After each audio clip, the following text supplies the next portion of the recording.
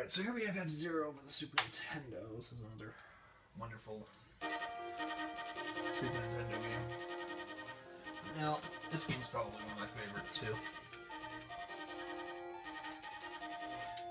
So we have Knight League, Queen League, and King League, and then you have like Beginner, Standard, Expert, and then Master difficulty, which we don't have yet. Which we will be! This is a great series. It's a racing game. This is, you know, any of the F-Zero games are really hard to play, but at the same time, though, they're also really good. The car I'm driving right now is Fire Stingray. This is Samurai Goro. It's a kart. This guy is a genius when it comes to racing. I mean, for a Super Nintendo game, this game was really amazing. This game actually came out before Mario Kart did, actually.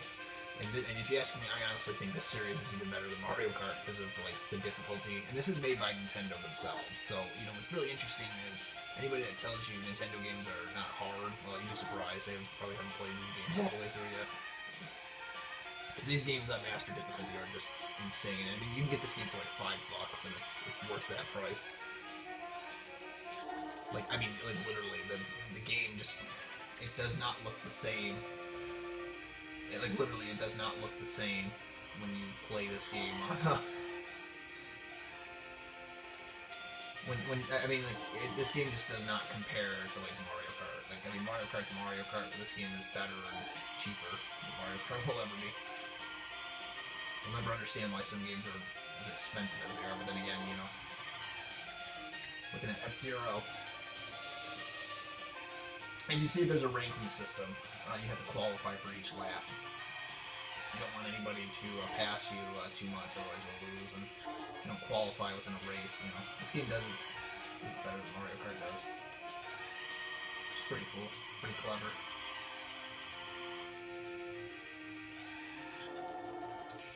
Okay.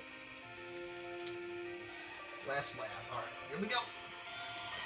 Okay, there's five laps, and then there's 5 race tracks in each cup. Some of the cups you can't actually practice, which is actually kind of interesting. And this can actually happen too, where the game tries to pull a 180 on you, and like they'll throw like this traffic. That's the gimmick with the first F-Zero game. As the other F-Zero games, they changed this, sort of. So that's a good thing, sort of. But yeah, every time you get 10,000 points, you get a 1-up. I mean, as long as you still qualify for the race, the game will still technically let you beat it. So you just gotta get 3rd place or better. It's all that really matters. In this case. In the Japanese version, I mean, not in this version. Oh, that's what I mean. That's crap can really screw you over.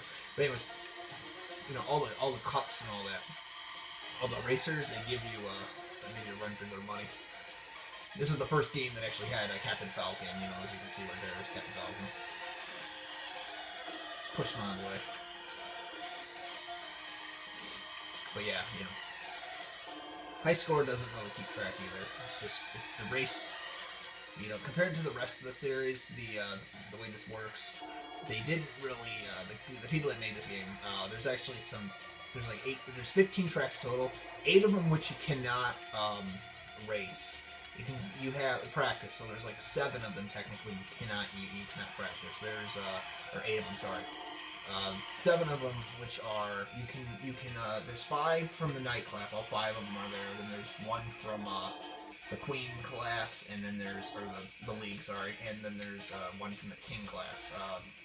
And the levels are follow: Mute City 1, Big Blue. What level was it?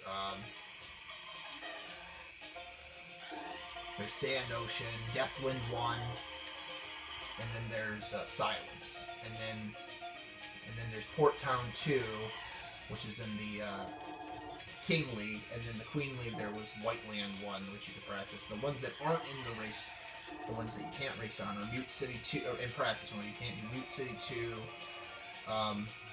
Port Town 1.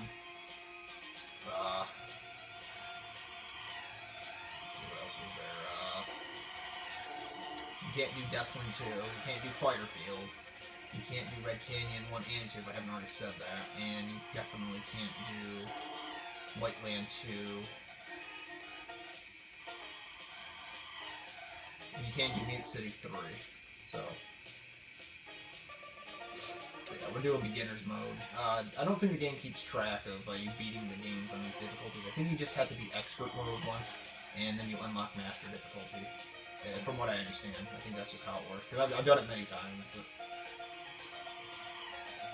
I remember doing it on a save file on my emulator version. I usually play with, I'll play with both versions of the game, and it just means that the enemies go faster and all that, but you still start out with 3 lives in this case. So now we just got 4 lives, so that's good.